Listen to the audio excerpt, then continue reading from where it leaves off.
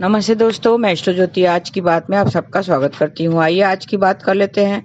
आज बड़ा ही अच्छा दिन है, शुभ दिन है, सोमवार का दिन है, सप्ताह का पहला दिन है। तो नई ऊर्जा, नई शक्ति के साथ में आप ये सप्ताह शुरू कीजिए और शिव मंदिर जाइए और ओम नमः शिवाय करके आप अपना दिन सफल कीजिए। मैं वास्तु से शुरू करती हूँ। आज की खास बात ले लेंगे, फिर कृष्ण कथा में थोड़े से ज्ञान की बातें करेंगे। तो अंत तक बने रहिए और लाभ उठाइए। वास्तु की बात कर ले तो टीवी देखते हुए हमारा चेहरा किस दिशा में होना चाहिए और टीवी कहाँ रखना चाहिए, इसकी चर्चा कर लेते हैं। टीवी देखते समय चेहरा दक्षिण दिशा में होना चाहिए। खाना खाते समय पूर्व या उत्तर पूर्व में होना चाहिए। खाना बनाते हुए भी मुंह पूर्व या उत्तर में ही होना चाहिए। तो थोड़ा ध्यान रखें, जब खाना खाते हैं तो अपना मुख पूर्व में या उत्तर पूर्व में होना चाहिए। तो ये थी वास्तु की बातें। अब योग और तिथि की बात कर लेते हैं। पौष शुक्ल पक्ष की सप्तमी आज शाम 6:25 तक रहेगी। आज देर रात 2:05 तक परिग योग रहेगा। परिग योग में शत्रु के विरुद्ध किए गए काम सफल होते हैं।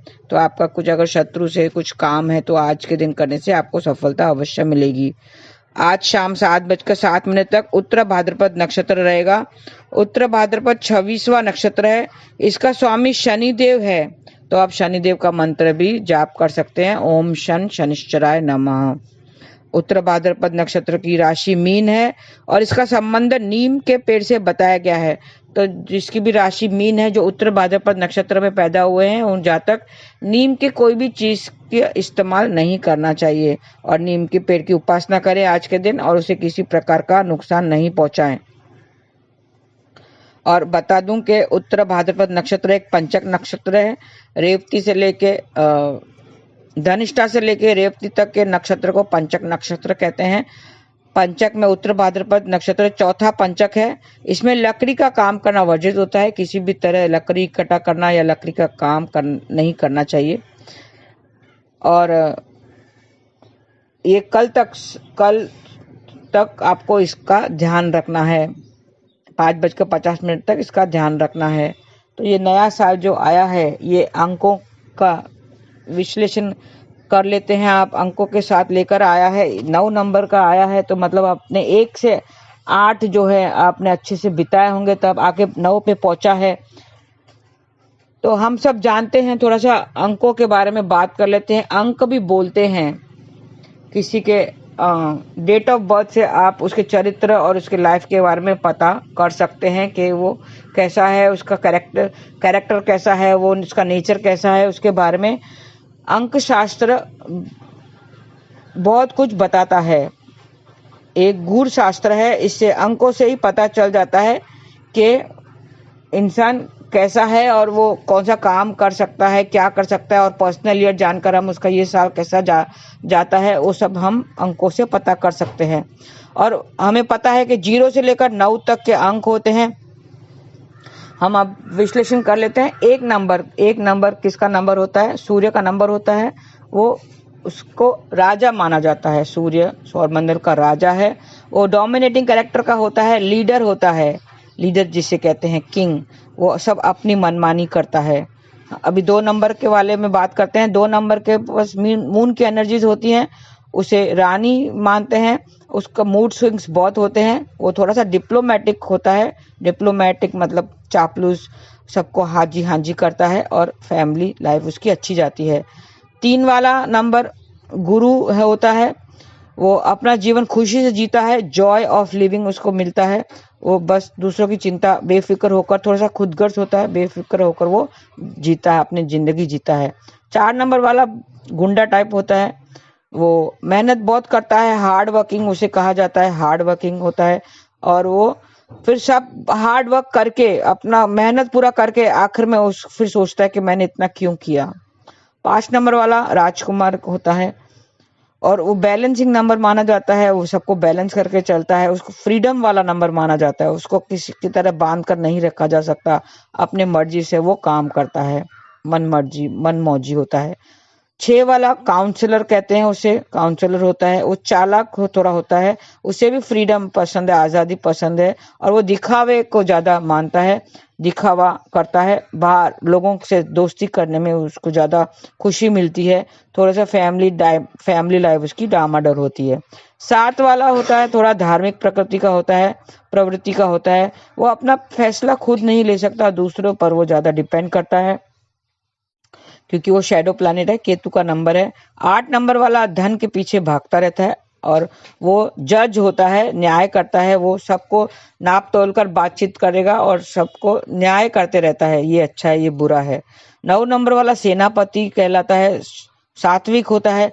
अगर वो नॉनवेज वगैरह खाता है तो उसका मंगल ग्रह खराब हो जाता है, मतलब वो मंगल का नंबर जैसे अभी ये नंबर है, तो इसमें आप ज्यादा सात्विक रहना है, किसी को अपशब्द नहीं करना है, बुरा कुछ बर्ताव नहीं करना है, दान पुण्य कीजिए। ये जो 9 अंक जो है, ये जो साल है 2025 का 9 अंक मंगल का है, तो आपका सब मंगल हो या कामना करते हैं। अब मैंने कल भी बताया था कि वो एनालाइज करते हैं, दूसरों के बारे में सोचता है। 9 नंबर वाला जो होता है, जिसका बर्थ डेट 9 होता है, वो दूसरों के बारे में सोचता है और फिर वो अपना भला करता है, तो उसी में ही उसका भला होता है। अगर दूसरों के बारे में सोचकर वो अपना भला होता करता है तो उसमें उसका भला होता है। तो ये मैंने अंकों के बारे में बताया था, जिसका बर्थ डेट ये है 1 से लेकर 9 तक बर्थ डेट होते हैं। अगर 2 है, अगर सपोज 11 नंबर है, 11 और 22 मास्टर नंबर कहलाते हैं, वो लकी नंबर्स होते हैं। वो कुछ भी करें वो उन लोग को फायदा ही होता है, क्योंकि 11 को 11 की तरह ही लेते हैं और 22 को 22 की तरह ही लेते हैं। उसको वो 4 नंबर होता है, लेकिन वो दोनों बहुत ही अच्छे नंबर है, उनकी लाइफ अच्छी जाती है 11 और 22। ये मैंने बताया है, जिसका मूल्यांक मतलब जो बर्थ डेट, पहला जो डेट ऑफ बर्थ है उसका, वो उस हिसाब से मैंने आपको उसका कैरेक्टरिस्टिक्स बता दिए हैं। अभी इन अंकों में एक दृष्टांत पेश करती हूँ। इन अंकों में आपस में होड़ लगी कि सबसे बड़ा कौन है। तो 9 ने बोला सबसे बड़ा मैं हूं, तो उसने 8 को चाटा मारा। 9 अंक ने 8 को चाटा मारा, तो 8 वाले ने पूछा कि तुमने मुझे चाटा क्यों मारा। तो 9 वाले ने बोला मैं तुमसे बड़ा हूं, मैं सबसे बड़ा हूं, मैं कुछ भी कर सकता हूं, इसके लिए मैंने तुम्हें चाटा मारा। तो 8 वाले को गुस्सा आया, तो 8 वाले ने बोला अच्छा, तो वो 9 अपने आप को बड़ा समझता है, तो उसने 7 को चाटा मारा। तो 7 वाले ने जब पूछा 8 वाले से कि तुमने मुझे चाटा क्यों मारा, तो 8 वाले ने बोला मैं तुमसे बड़ा हूं, इसके लिए मैंने तुम्हें चाटा मारा। तो 7 वाले को भी आया गुस्सा, उसने 6 को चाटा मारा। उसने बोला मैं तुमसे बड़ा हूं, इसके लिए मैंने तुम्हें चाटा मारा। तो 6 वाले को भी आया गुस्सा, उसने 5 वाले को मारा। तो 5 वाले ने 4 वाले को मारा, 4 अंकों को मारा। 4 अंक वाले ने 3 को मारा।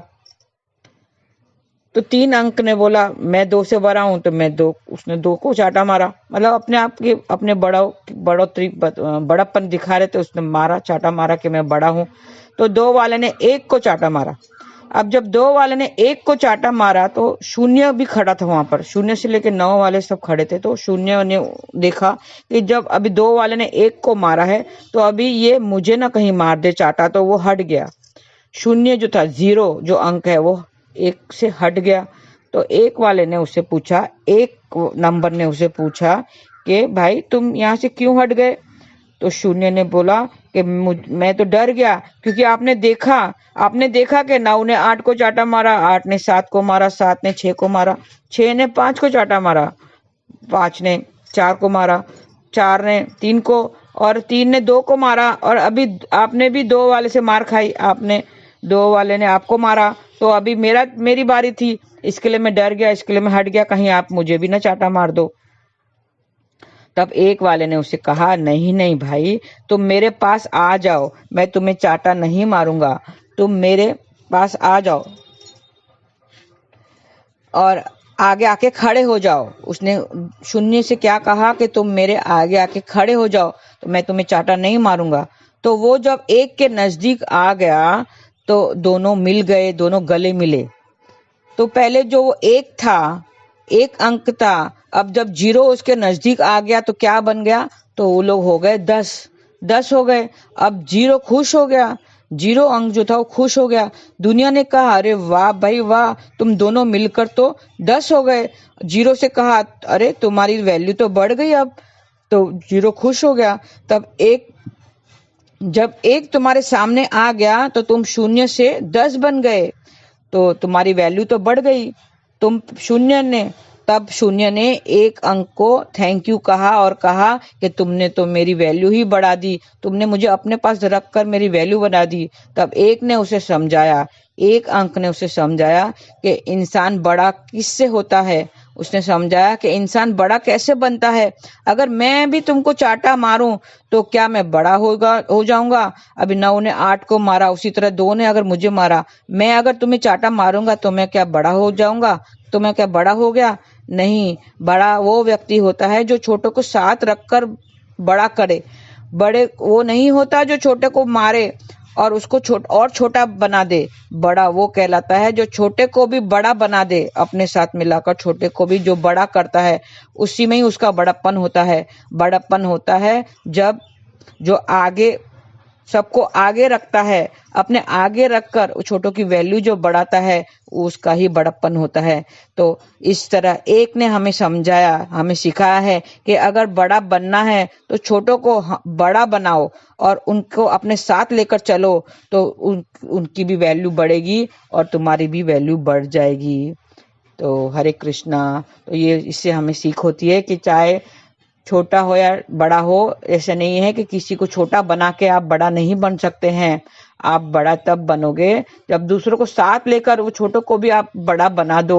तो इसी तरह इसी में ही आपका बड़प्पन है। तो हमें भी सबको साथ लेके चलना है। और अगर आपको अपनी वैल्यू बढ़ानी है और ईश्वर के नज़र में आपको वैल्यू बढ़ानी है, इंसानों के नज़र में बड़ा बनने तो क्या बनना है तो ईश्वर के नज़र में बड़ा बनो और उसको साथ रखो, ईश्वर को साथ रखो, तो आपकी वैल्यू अपने आप बढ़ जाएगी। तो आप नाम जाप करते रहिए, हरे कृष्णा कृष्ण कृष्ण हरे हरे, हरे राम राम राम हरे हरे।